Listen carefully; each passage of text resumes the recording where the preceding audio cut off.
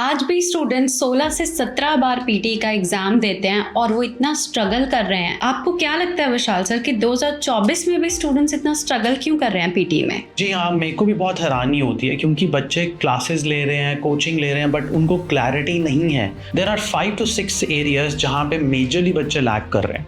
तो मैं उन सभी चैलेंजेस के बारे में आज डिस्कस करूंगा और उनका सोल्यूशन भी बताऊंगा, सो दैट जितने भी स्टूडेंट्स हमारे वॉच कर रहे हैं उनको क्लैरिटी हो और पता लगे कि कैसे ओवरकम करना है ताकि वो पहले या दूसरे अटेम्प्ट पे अपना स्कोर लेके आ सके। जी हाँ, सबसे बड़ा चैलेंज मुझे इस बात का लगता है कि स्टूडेंट्स जो आजकल प्रेपरेशन कर रहे हैं उनको लेटेस्ट अपडेट्स के बारे में पता ही नहीं है। जो रीसेंट एग्जाम में चेंजेस आए हैं उनके बारे में उनको कोई नॉलेज नहीं है।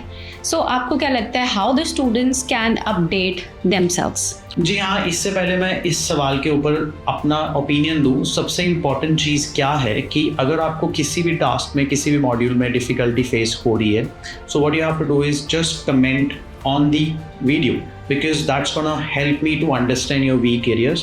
और मैं हर एक कमेंट को खुद पर्सनली रिप्लाई करता हूँ ताकि मैं आपको क्विक सोल्यूशन दे सकूँ। सो अगर आपको भी किसी भी टास्क में, किसी भी ट्यूटोरियल में डिफिकल्टी हो रही है तो you can put it over there and I will try to reply you with a quick solution. I am also really surprise कि बच्चे आज भी 16 बार एग्जाम देते हैं। क्या होता है, बच्चों को समझ में नहीं आता कि वो कहाँ पे लैक कर रहे हैं। एंड उसके अलावा क्या होता है कि बच्चे ना 10 चीज़ें एक साथ करना चाहते हैं, इसकी वजह से वो किसी भी टास्क में इम्प्रूव नहीं कर पाते। सो सबसे पहले आपको क्या करना है, you have to identify 5 task जिसमें सबसे ज़्यादा आप लैक कर रहे हो। उन 5 टास्क के ऊपर आप काम करिए और जब आप 5 टास्क को लेकर चलोगे तो आपकी इम्प्रूवमेंट भी जल्दी होगी और आपको 6-6, 7-7 घंटे भी देने की ज़रूरत नहीं है। 2 से 3 घंटे दीजिए, मेजर इंपॉर्टेंट 5 टास्क पकड़िए, उन पर काम करिए। 4 से 5 दिन आप अगर उन पर प्रैक्टिस करोगे, you will see after a week आपकी इंप्रूवमेंट होनी स्टार्ट हो जाएगी। तो उनको वीकर एरियाज ही नहीं पता लगते हैं। तो सबसे इंपॉर्टेंट चीज़ क्या होती है कि to identify your weak areas, to identify कि आप कहाँ पे लैक कर रहे हो, और आपको चाहिए एक मॉक की इवेल्युएशन। क्योंकि जब आप मॉक टेस्ट देते हो तब आपको एक गाइडेंस चाहिए, आपको एक क्लैरिटी चाहिए। तो यहाँ पे हम क्या करते हैं, बच्चों के साथ 1-to-1 बैठते हैं, उनको बताते हैं उनकी वीक एरियाज क्या हैं और आगे कैसे बढ़ना है, because they need an action plan. So this is really important. So इसी वजह से बच्चे अटैम्प्ट के बाद अटैम्प्ट देते रहते हैं। मैंने बहुत बारी बोला है कि बच्चे सिर्फ जब अटैम्प्ट के बाद अटैम्प्ट देते हैं उनके पैसे ही ख़राब नहीं होते हैं, they also lose that motivation. वो डीमोटिवेट हो जाते हैं जिसकी वजह से they are not able to get that confidence to clear the exam. उनको लगता है कि यार एग्ज़ाम क्लियर ही नहीं होगा मेरा। तो ये सबसे बड़ा चैलेंज है। इसके लिए आपको क्या करना है, सबसे इम्पॉर्टेंट चीज़ है, इसके लिए आपको अपने पहले वीक एरियाज़ को आइडेंटिफाई करना है। एग्ज़ाम अटैम्प्ट के बाद अटैम्प्ट देने का कोई मतलब नहीं है अनलेस एंड अनटिल आप अपने वीक एरियाज़ को आइडेंटिफाई नहीं करते हो।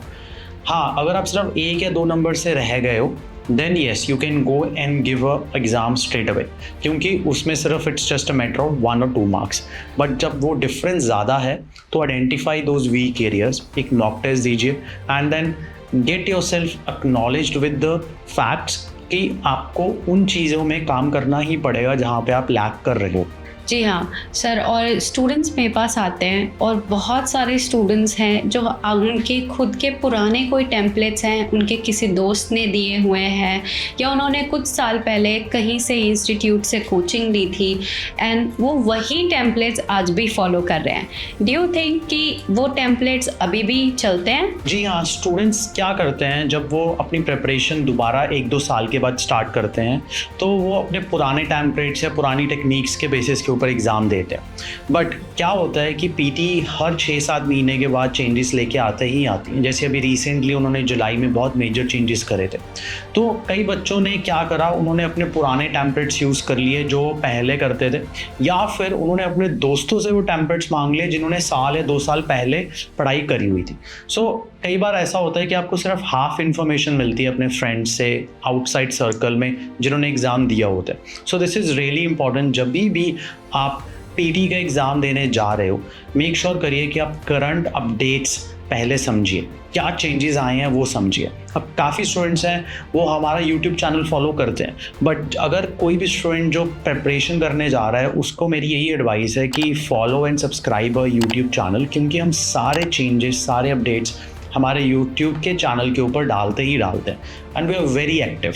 तो अगर आप भी अपनी प्रिपरेशन स्टार्ट करने जा रहे हो, आपको नहीं पता क्या चेंजेस आए हैं, हमने रिसेंटली ट्यूटोरियल्स बनाए हैं, राइटिंग के ऊपर हमने बहुत बड़ा एक ट्यूटोरियल बनाया था जिसमें हमने सारे चेंजेस कवर करे थे और ये भी बताया था कि आप किस तरह से उनको ओवरकम भी कर सकते हो। सो दिस इज़ रियली इंपॉर्टेंट कि अप टू डेट रहना बहुत ज़रूरी है and don't rely on the old templates, always go for the current templates, जो करंट टेम्पलेट्स चल रहे हैं, क्योंकि जैसे पीटी अपनी स्कोरिंग चेंज करती है वैसे ही हमारे टेम्पलेट्स भी अपडेट हो जाते हैं। सो इट्स रियली इंपॉर्टेंट कि आप अप टू डेट रहिए।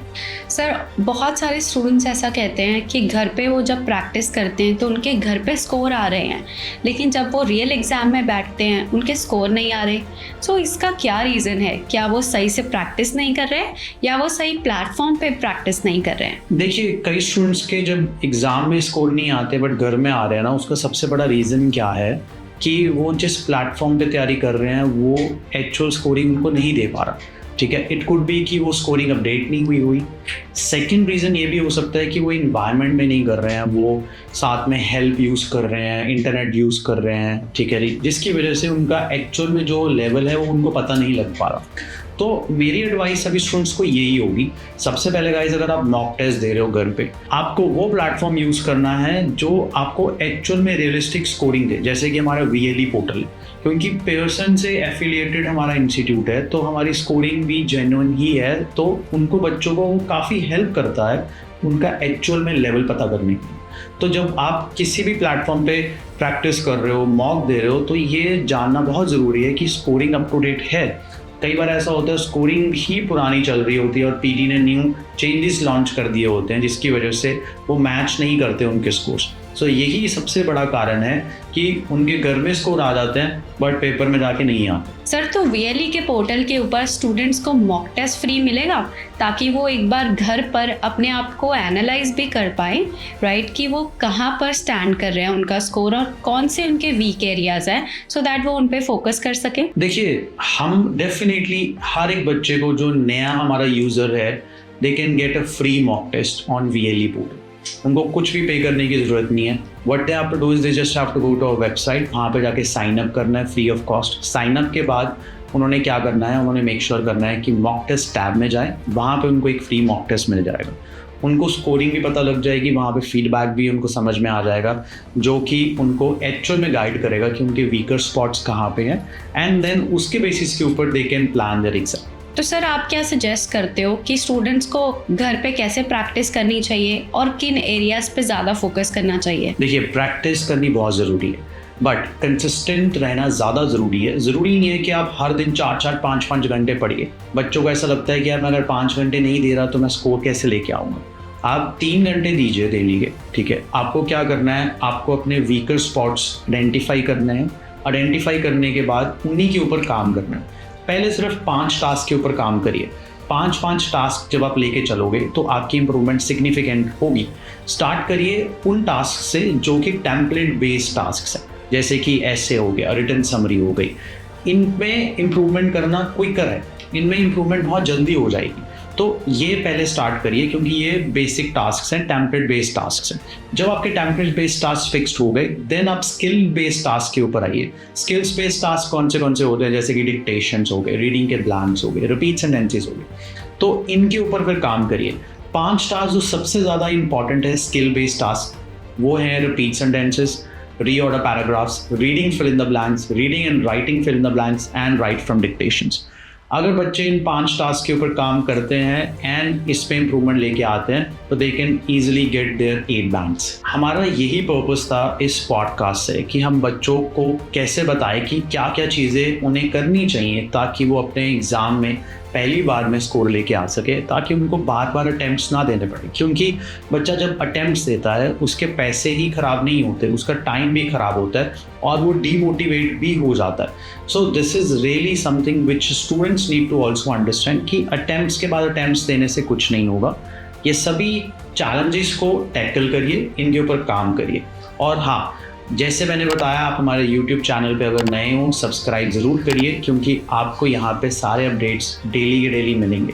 और इसके साथ साथ अगर कोई भी बच्चा फ्री मॉक टेस्ट लेना चाहता है तो VLE के प्लेटफॉर्म पे जाके वो दे सकता है। तो आज मुझे लगता है ये डिस्कशन आप सबके लिए बहुत ही हेल्पफुल होगी और आप ये सभी चीज़ें फॉलो कीजिए और अपना स्कोर लेके आइए।